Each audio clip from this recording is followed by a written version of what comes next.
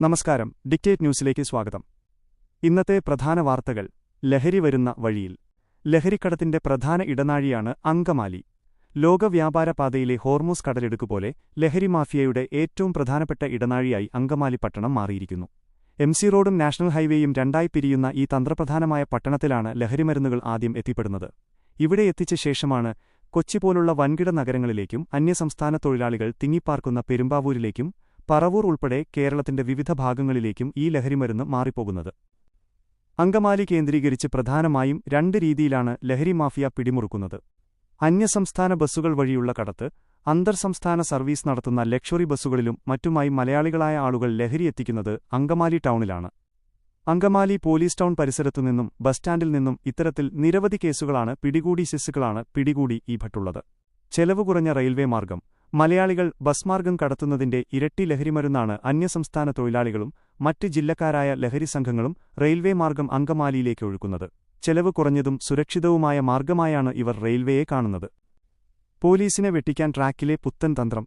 Railway സ്റ്റേഷനുകളിലും പരിസരങ്ങളിലും police പരിശോധനകൾ കർശനമാക്കിയതോടെ ലഹരി മാഫിയ തങ്ങളുടെ കടത്ത് രീതി മാറ്റിയിരിക്കുകയാണ്. അങ്കമാലി സ്റ്റേഷനിൽ ട്രെയിൻ എത്തുന്നതിന് മുൻപുള്ള വിജനമായ പ്രദേശങ്ങളിൽ വെച്ച് ലഹരിപ്പൊതികൾ ട്രെയിനിൽ നിന്ന് പുറത്തേക്ക് എറിയുകയാണ് ഇവരുടെ പുതിയ തന്ത്രം. ഓപ്പറേഷൻ രീതി. റെയിൽവേ പോസ്റ്റുകളിലെ മുകളിൽ കാണുന്ന നമ്പറുകൾ നോക്കി കൃത്യമായി അടയാളപ്പെടുത്തിയ സ്ഥലങ്ങളിലാണ് ഈ ഏറു നടക്കുന്നത്. ലഹരിയടങ്ങിയ ബാഗുകൾ ഇത്തരത്തിൽ ട്രാക്കിന്റെ വശങ്ങളിലേക്ക് എറിയാറാണ് പതിവ്. പിന്നീട് ഇവരുടെ കാരിയർമാർ കൃത്യസമയത്ത് വന്ന് ഇത് ശേഖരിച്ചു കൊണ്ടുപോകുന്നു. അങ്കമാലി റെയിൽവേ സ്റ്റേഷന് മുൻപുള്ള 2 കിലോമീറ്റർ ചുറ്റളവിലെ ചാക്കരപ്പറമ്പ് പോലെയുള്ള വിജനമായ പ്രദേശങ്ങളാണ് ഇതിനായി തിരഞ്ഞെടുക്കുന്നത്.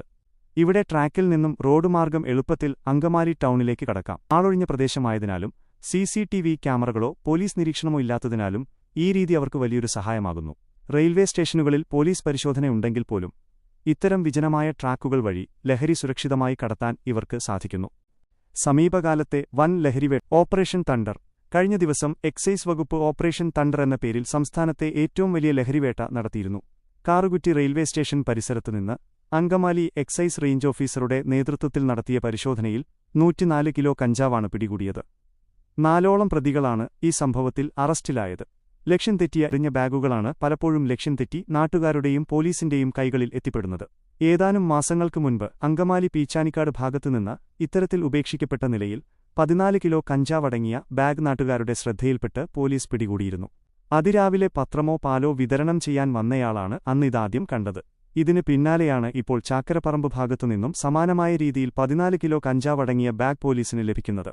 ട്രെയിനിൽ നിന്ന് എറിഞ്ഞ ബാഗുകൾ ലക്ഷ്യം തെറ്റി ആളുകളുള്ള സ്ഥലത്തേക്ക് വീണതുകൊണ്ടാണ് ഇവ പോലീസിന് പിടികൂടാൻ സാധിച്ചത്.